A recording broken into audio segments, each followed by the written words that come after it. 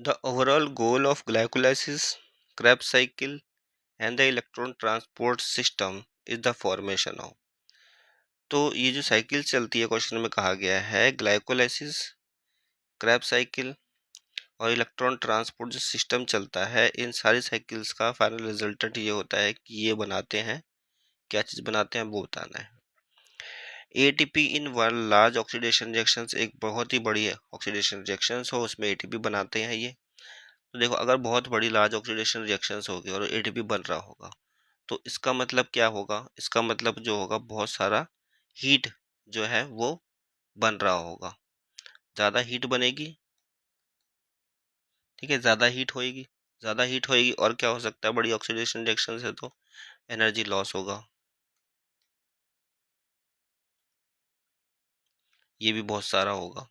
तो अगर ये दोनों चीज़ें हो रही हैं, ज़्यादा हीट बन रही है, एनर्जी लॉस हो रहा है, तो इसकी वजह से ये जो रिएक्शंस है वो कैसी हो जाएगी, बहुत ही इनसुफिशिएंट हो सकती है।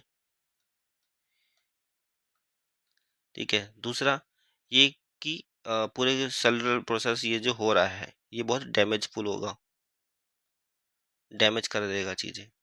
तो इसलिए इसको जो है राइट आंसर हम नहीं कह सकते। नेक्स्ट है शुगर। शुगर देखो, शुगर का फॉर्मेशन नहीं करा जाएगा। ठीक है, शुगर का यहाँ पे ब्रेक डाउन होता है, जो रिएक्शन चलती है इनमें फॉर्मेशन नहीं होता, ब्रेक डाउन होता है शुगर का।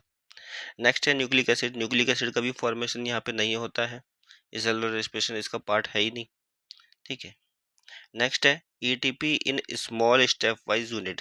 तो एटीपी का बनना स्टेप वाइज यूनिट में, ठीक है, ये ज़्यादा बेटर माना जाएगा, क्योंकि अगर ये होगा तो बहुत ही बढ़िया तरीके से जो है एनर्जी को लिया जाएगा, यूटिलाइज किया जाएगा, और जो एनर्जी रिलीज होगी वो भी बहुत कंट्रोल्ड मैनर में रिलीज होगी।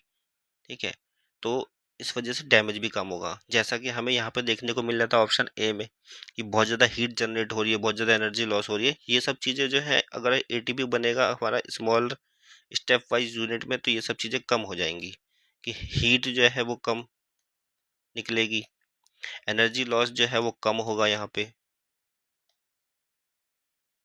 ठीक है, तो इसकी वजह से क्या होगा, एनर्जी बहुत सही तरीके से हार्नेस होगी एक तो, और डैमेज भी कम होगा।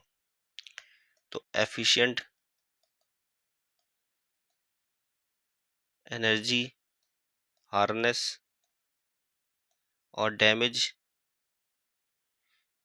वो भी कम होगा। तो राइट आंसर जो होगा हमारा वो डी होगा, कि एटीपी का बनना इस स्मॉल स्टेप वाइज यूनिट में ये बढ़िया माना जाएगा।